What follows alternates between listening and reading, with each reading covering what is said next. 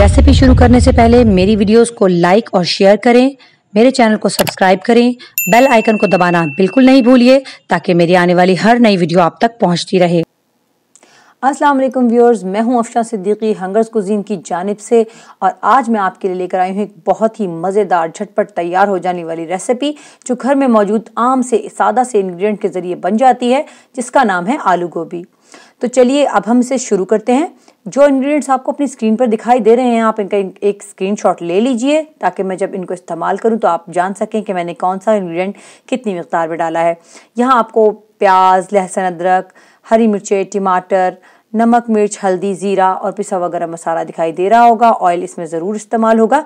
इन सारी चीज़ों को आप नोट कर लीजिए। हरा धनिया भी इसमें हम शामिल करेंगे। सादा से इंग्रेडिएंट के ज़रिए मज़ेदार सी आलू गोभी तैयार करने का तरीका मैं आपको बताती हूँ, हम इसे कैसे बनाएंगे। तो व्यूअर्स, इसके लिए आप ये कीजिएगा कि गोभी आप तकरीबन 1.25 किलो का फूल ले लीजिएगा। जो साफ़ सुथरा जब आप इसे करेंगे तो ये तकरीबन आपका 1.5 पाव के करीब इसमें से कचरा निकल जाएगा। और आलू भी आपको यहाँ मेरे पास नज़र आ रहे होंगे, ये 1.5 पाव के करीब आलू हैं जिन्हें मैंने छोटे छोटे पीसेस में काट लिया है। तो व्यूअर्स, ये सारे सादा से मसाले हैं, इनको इस्तेमाल करके एक मज़ेदार सी रेसिपी हम तैयार करेंगे और वो भी मट्टी की हांडी में। व्यूअर्स, ये देखिए, ये मट्टी की हांडी है जो गैस के चूल्हे पर पकाने के लिए बहुत सूटेबल है। तो इसमें मैं आधा कप ऑयल डाल रही हूँ। ऑयल इसमें बहुत ज़्यादा डालने की ज़रूरत नहीं है, इसे हमें भुना भुना सा बनाना है, तो इसमें मैंने आधा कप ऑयल डाला है। मट्टी की हांडी ज़रा थोड़ा टाइम लगाती है गर्म होने में, तो आप इसके पहले से आप इसके लिए चूल्हा खोल दीजिएगा ताकि थोड़ी सी गर्म हो जाए। इसी तरह से आपने ये भी ध्यान रखना है कि जब आपकी ये मट्टी की हांडी में आप कुछ भी पकाएंगे तो आपने इसके अंदर लाजमी थोड़ा सा मॉइस्चर छोड़ना है। जब आपकी डिश पूरी तैयार हो जाएगी तो थोड़ा सा मॉइस्चर ज़रूर छोड़िएगा, क्योंकि ये चूल्हा बंद करने के बाद भी आपकी देगची जो है वो खाने को पकाती रहती है 5 मिनट तक। तो इसलिए आप जब भी मट्टी की हांडी में खाना बनाएं तो आपने बहुत ज़रा सोच समझ के बनाना है। ये हमारी आम तरह की जो देगचियाँ होती हैं घर की, नॉन स्टिक या सिल्वर की जो हम देगचियों में खाना बनाते हैं, उससे थोड़ा डिफरेंट होती है, लेकिन नहायत हेल्दी है। इसमें पके हुए खाने नहायत लजीज होते हैं, ये तो आप अच्छी तरह से जानते होंगे। हमारी नानियाँ, दादियाँ सब इसी किस्म की हांडियों में खाना बनाती थी और हमें भी बनानी चाहिए। तो व्यूअर्स, ये देखिए, यहाँ पर मैंने 1 अदद प्याज ले ली है जो थोड़ी सी बड़े साइज़ की प्याज है। 1 अदद प्याज मैंने बारीक काट ली है और 1/2 कप ऑयल में मैं इसे गुलाबी सा करूँगी। मुझे इसे गोल्डन ब्राउन वगैरह नहीं करना है, गुलाबी सा मुझे इसे करना है। और आप देख सकते हैं कि कितनी आहिस्तगी से यहाँ पर मेरी देगची जो है वो गर्म हो रही है। तो हम इसे गुलाबी सा करेंगे ताकि हमारी सब्जियों का जो रंग है वो बहुत ज़बरदस्त सा है। मैं आपको दिखाना चाहती हूँ कि जो गोभी का फूल है इसको अलग से काट लीजिएगा ताकि थोड़ा मोटा मोटा रहे और ख़ूबसूरत लगता है ये बहुत, जब गोभी में शामिल होता है और साबुत रहता है तो अच्छा लगता है। और ये जो उसका नीचे वाला पोर्शन है, गोभी का जो नीचे वाला हिस्सा होता है, इसे हम बारीक काट लेंगे क्योंकि गलने में थोड़ा टाइम लगाता है। तो इसको हम ज़रा पहले गलाएंगे, डालकर 5 मिनट पहले गलाना होता है। तो हम अपने प्याज को ज़रा सा फ्राई कर लेते हैं, जो कि बस हम गुलाबी सा करेंगे। जी व्यूअर्स, देखिए हमारी प्याज डन हो चुकी है। अब इसमें मैं 3 टेबलस्पून पिसा हुआ लहसुन और अदरक डाल रही हूँ और उसको हम हल्का सा भूनेंगे और फिर इसमें हम बाकी के मसाला जात ऐड करते चले जाएंगे। बहुत मज़ेदार सी खुशबू हमारे किचन में फैल गई है। लहसुन अदरक के भगार की तो खुशबू ही एक ज़बरदस्त खुशबू होती है। जी व्यूअर्स, इसमें मैं अब यहाँ पर नमक भी डाल रही हूँ, 1 टेबलस्पून। नमक बिल्कुल ज़बरदस्त तरीके से आपका जो आलू गोभी जो तमाम आमेज़ा है उसके हिसाब से 1 टेबलस्पून नमक इसमें बिल्कुल सही है। और यहाँ 1 टीस्पून ज़ीरा है, सफ़ेद ज़ीरा मैंने यहाँ ऐड किया है, 1 टीस्पून डाला है मैंने इसमें। ये पिसी हुई लाल मिर्चें हैं जो यहाँ पर मैंने 1 टीस्पून ऐड की हैं। अगर आप थोड़ी मिर्च तेज़ खाते हैं तो आप 1 टेबलस्पून भी ऐड कर सकते हैं। यहाँ पर मैं हल्दी डाल रही हूँ, हल्दी मैंने 1/2 टीस्पून ली है। हल्दी से एक बहुत ज़बरदस्त सा कलर आएगा और हल्दी हमारे लिए बहुत ज़्यादा फ़ायदेमंद भी होती है, तो इसे खाने में शामिल ज़रूर किया कीजिए। ये पिसा हुआ गरम मसाला है, ये भी मैं 1/2 टीस्पून डालूंगी। बहुत ज़्यादा गरम मसाला नहीं डालना चाहिए, उससे भी तरह नुकसान का बायस होता है वो, तो इसलिए 1/2 टीस्पून यहाँ मैंने गरम मसाला डाला है पिसा हुआ। जी व्यूअर्स, इस पॉइंट पे मैं चिकन पाउडर भी डाल दूंगी। अगर आप वेजिटेरियन हैं तो आप ना डालिए, मैं यहाँ पर चिकन पाउडर भी ऐड कर दूंगी ताकि यहाँ पे एक बड़ा मज़ेदार सा टेक्सचर बन जाएगा। अच्छा, अब आप गौर से देखिए, मसाला भूनना है हमें, और अगर जब आप चम्मच में ऐसे मसाला उठाएं और मसाला तब भी पक रहा हो तो समझ लीजिए कि मसाला भुन चुका है, ये डन हो गया है। ये मसाले की पहचान है कि मसाला अगर भुना है तो ऐसे भुनता है।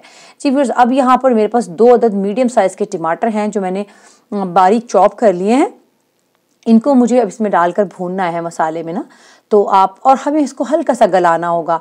व्यूअर्स, यहाँ पे मेरे पास 4 अदद हरी मिर्चें हैं जिनमें से मैं 2 तो अभी डाल दूंगी اور 2 کو میں روک لوں گی, تھوڑا سا ہم بعد میں اوپر ڈالیں گے.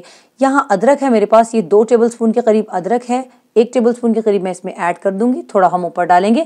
ادرک اس میں تھوڑا زیادہ ہی ڈلتا ہے کیونکہ گوبھی بادی ہوتی ہے, تو ادرک زیادہ ڈالنے سے ہضم ہونے میں آسانی ہوتی ہے. تو ادرک ایک بہت لازمی انگریڈینٹ ہے, جب بھی آپ آلو گوبھی بنائیے تو اس ساتھ ادرک ضرور اس میں ایڈ کیجیے. پھر اس کو میں 1 منٹ کے لیے صرف ڈھکن ڈھک کر پکاؤں گی تاکہ ہمارے ٹماٹر سافٹ ہو جائیں اور ہم ان کو تھوڑا سا کچل لیں. کچلنے سے کیا ہوگا کہ وہ ٹماٹر کے بڑے بڑے چنکس منہ میں نہیں آئیں گے اور وہ مزیدار سا ایک اس کا کریمی سا ٹیکسچر بن جائے گا. اور دیکھیے ویورز, یہاں پر 1 منٹ ہو چکا ہے, تو اب ہم دیکھتے ہیں کہ ہمارا جو ٹماٹر ہیں وہ تھوڑے سے نرم ہو گئے ہیں. تو بس جی ویورز, بالکل سے یہ ڈن ہے. اور اب ہمیں اس کو تھوڑا سا ہلکے ہاتھ سے چمچ سے دبا دینا ہے تاکہ جو ٹماٹر کے ٹکڑے ثابت رہ گئے ہیں وہ ہم ان کو تھوڑا سا کچل دیں, اور پھر اس کے بعد ہم اس کے اندر گوبھی شامل کریں گے. جی ویورز, مزیدار سا ہمارا مسالہ بھن چکا ہے اور جو گوبھی کا نچلا حصہ ہے اس کو میں اس میں شامل کر رہی ہوں. آپ کو چھوٹے چھوٹے گرین پورشنز جو نظر آ رہے ہیں, یہ گوبھی کے بہت سافٹ سے چھوٹے چھوٹے پتے تھے, میں نے وہ بھی اس میں کاٹ لیے ہیں, جس کی وجہ سے ایک بہت ہی مزیدار سی خوشبو آ جاتی ہے اور بڑا مزیدار سے ایک گوبھی کا فلیور جو ہے وہ ہمیں یہاں پہ پوری طرح سے مل جاتا ہے. آپ کلرز دیکھ سکتے ہیں کتنے خوبصورت لگ رہے ہیں, اور بہت زبردست ہماری گوبھی یہاں پر جو ہے وہ تیار ہونے والی ہے انشاءاللہ. تو آپ دیکھ سکتے ہیں کہ یہ ٹماٹر اس کے ساتھ گلتے چلے جا رہے ہیں اور ساتھ ساتھ یہ گوبھی بھی ہماری گل رہی ہے. تو ویورز کو ہم ہلکا سا بھونیں گے اور اس کے بعد ہم اس کے اندر پھول بھی ڈالیں گے, لیکن اس سے پہلے ہم اس میں آلو ڈالیں گے کہ یہ چیز تھوڑی سی ذرا دیر میں گلتی ہے. تو اس کے لیے ہمیں اس کو تھوڑا سا سافٹ کرنے کے لیے 1 منٹ کے لیے ہمیں اسے ڈھکن لگا کر رکھنا ہوگا بغیر پانی ڈالے. پھر ہم اسے دوبارہ بھونیں گے. ہم اسے 1 منٹ کے لیے ڈھک رہے ہیں. جی ویورز دیکھیے, یہاں پر ہماری دیگچی کو رکھے ہوئے پورا 1 منٹ ہو چکا ہے اور یہ تھوڑا سا سافٹ ہو گیا. آپ دیکھ سکتے ہیں کہ ہمیں اس کو بھوننا تھا, تو بہت زیادہ ہمیں اسے ایسے نہیں چھوڑنا ہے ٹائم دیر تک کہ وہ جل جائے یا نیچے سے لگنے لگے. بس ہلکا سا ہم نے 1 منٹ میں اس طرح سا سافٹ ہوا ہے.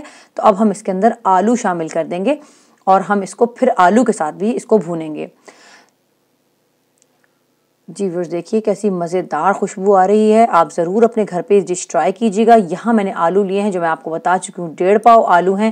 چھوٹے سائز کے آلو میں نے لیے ہیں. اگر آپ بڑے سائز کے آلو لیں گے, ان کے بڑے بڑے پیسز کر کے 2 پیس کر کے ڈال دیں گے تو وہ بہت برے لگیں گے. چھوٹے سائز کے آلو کے آپ 2 پیس کر کے ڈالیں گے تو یہ بہت خوبصورت لگتے ہیں. تو میں نے اسپیشلی چھوٹے آلو لیے ہیں. اگر آپ کے پاس بڑے آلو ہی اویلیبل ہوں تو آپ ان کے پیسز چھوٹے کر کے ڈالیے گا. تو ویورز یہ 1.5 پاؤ آلو ہیں جو میں یہاں اس میں شامل کر کے تھوڑی سی دیر کے لیے بھونوں گی.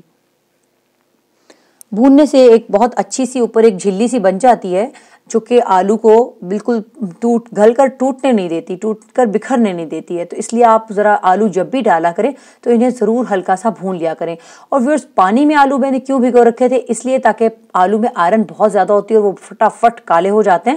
تو آپ جب بھی آلو کی کوئی ریسیپی تیار کریں, آپ آلو کو کاٹنے کے بعد ان کو دھو کر پانی میں ہی ڈپ کیا کریں تاکہ وہ ان کا بہت خوبصورت کلر قائم رہے اور وہ کالے نہ ہو جائیں. پھر اس کو بھی میں 1 منٹ کے لیے اس کو ڈھک دوں گی تاکہ یہ بھی تھوڑے سے سافٹ ہو جائیں. اس کے بعد ہم اس میں گوبھی کا جو اوپر کا پورشن ہے, جو پھول ہیں اس کے, ہم وہ آخر میں شامل کریں گے تاکہ وہ ثابت رہیں. جی ویورز یہاں پر پھر 1 منٹ ہو چکا ہے اور آپ دیکھیے کہ ہماری گوبھی جو ہے وہ بالکل زبردست سی بھن گئی ہے اور ہمارے آلو بھی تھوڑے گل گئے ہیں, بھن گئے ہیں, ادگلے سے ہو گئے ہیں. اور اب اس کے اندر ہم جو اس کا گوبھی کا پھول ہے وہ ایڈ کر دیں گے. ہلکا سا اسے ہم بھون لیں گے. بھوننے سے یہ ہوگا کہ جتنا آپ ابھی بھون لیں گے وہ اتنا ہی اچھا ہے, کیونکہ بعد میں آپ اسے بھون نہیں پائیں گے جب یہ گل جائے گی. اس سے زیادہ ہم چمچ نہیں چلائیں گے ورنہ یہ ٹوٹ جاتی ہے. تو اس کو ہم ابھی بھونتے ہیں.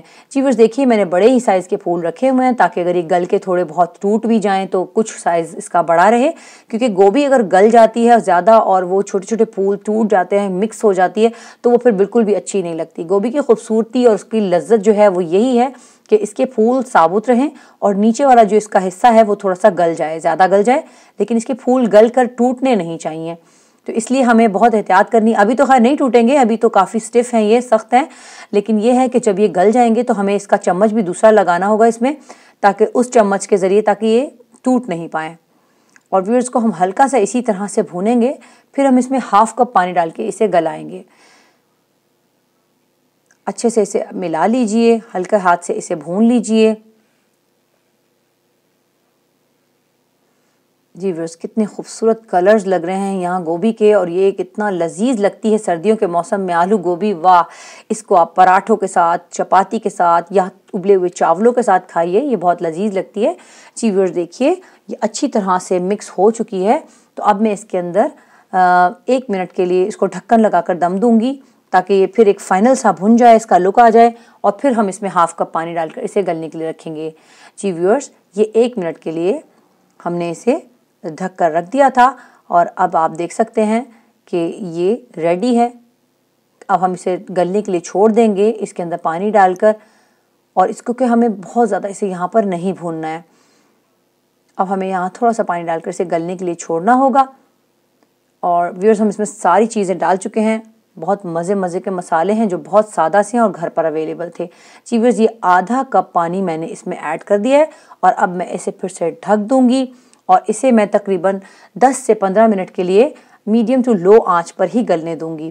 آپ بھی اپنے حساب سے دیکھ لیجئے گا، جس قسم کی دیگچی میں آپ کھانا بنا رہے ہیں اسی قسم کی دیگچی کے حوالے سے آپ اس کے اندر پانی کا اضافہ کر دیجئے گا۔ اگر آپ کسی دوسری دیگچی میں کھانا بنا رہے ہیں یا کوکر میں بنا رہے ہیں تو اسی حساب سے آپ اس میں تھوڑا بہت پانی کم بیش کر سکتے ہیں۔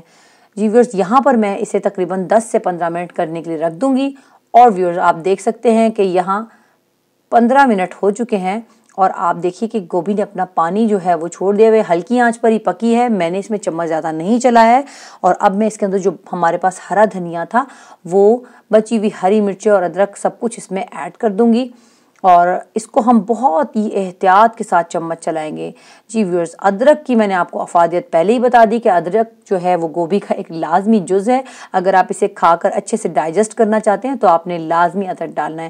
پھر اب دیکھیے میں نے یہاں پہ چمچ بھی بدل دیا ہے، چاولوں والا چمچ میں نے یہاں استعمال کیا ہے، چاول پکانے کے لیے جو کرتے ہیں، تاکہ ہماری گوبھی کے پھول نہ ٹوٹیں اور یہ پھول اس کے ثابت رہیں۔ یہ سب کچھ گل چکا ہے، بس اب ہمیں اس کا پانی جو ہے وہ خشک کرنا ہے ذرا سا، اور بڑی احتیاط سے ہمیں اس میں یہاں چمچ چلانا ہے۔ گوبھی کو یہاں ہمیں اچھے سے توڑ نہیں دینا ہے، مکس نہیں کر دینا ہے، تو ہمیں بڑے احتیاط سے چمچ چلاتے ہوئے بس اس کا پانی خشک کر دینا ہے۔ اور آپ یہ بات بالکل نہیں بھولیں گے کہ مٹی کی دیگچی میں اگر ہمیں کھانا بنانا ہے تو اس میں ہمیں تھوڑا سا موئسچر چھوڑنا پڑے گا، کیونکہ ہمارا کھانا دیر تک پکتا چلا جائے گا اور چولہا بند کرنے کے بعد بھی ہمارا کھانا پکتا رہے گا۔ تو ویورز اس چیز کا آپ ضرور خیال رکھیے گا۔ مٹی کی ہانڈی کے کھانے کا لذت اور مزہ جو ہے اس کا تو کوئی ثانی نہیں ہے، اس کی تو کوئی مثال نہیں ملتی۔ آپ مٹی کی ہانڈیوں میں کھانا بنائیے تو یہ آپ کے لیے، ہیلتھ کے لیے، آپ کے بچوں کے لیے، سب کے لیے بہت ہی زیادہ ہیلدی ہے، یہ بہت ہی فائدہ مند ہے۔ تو اس کے اندر کھانا ضرور بنایا کیجیے، لیکن اتنا ذرا آسان نہیں ہوتا، ہم لوگوں کو آسانی کی عادت بہت پڑ چکی ہے نان سٹک وغیرہ میں کھانے بنا کے۔ تو ویورز دیکھیے باتوں کے دوران ہماری گوبھی جو ہے وہ بالکل ریڈی ہو چکی ہے، اور اب میں اسے بہت احتیاط سے چمچ چلا رہی ہوں۔ دیکھیے آپ کو پھول نظر آ رہے ہوں گے، بالکل ثابت ہیں، اور اب میں چولہا بند کر دوں گی، اور چولہا بند کرنے کے بعد بھی جی ویورز دیکھیے چولہا بند ہو چکا ہے، لیکن ہماری گوبھی ابھی بھی پک رہی ہے۔ تو اب ہم کیا کریں گے، اسے ہم ڈش آؤٹ کریں گے تاکہ اس کا پکنے کا جو پروسیجر ہے وہ بالکل سٹاپ ہو جائے۔ چلیے ویورز اب ہم اسے ڈش آؤٹ کرتے ہیں۔ جی ویورز تو یہ ہماری مزیدار سی آلو گوبھی بن کر تیار ہو چکی ہے، یقین ہے آپ کو بہت لذیذ لگنے والی ہے، مزیدار لگنے والی ہے۔ آپ اسے روٹی کے ساتھ، پراٹھوں کے ساتھ یا چاول کے ساتھ نوش فرمائیے گا، اور اپنے گھر والوں کو، پیاروں کو ضرور بنا کے کھلائیے گا۔ اگر آپ کو میری ریسیپیز اچھی لگتی ہیں تو میرے چینل کو لائک کیجئے، سبسکرائب کیجئے، ویڈیوز کو شیئر کیجئے، اور اپنی دعاؤں میں یاد رکھیے۔ جی انشاءاللہ پھر کسی نئی ویڈیو کے ساتھ جلد ہی ملاقات ہوگی، تب تک کے لیے اجازت دیجیے، اللہ حافظ۔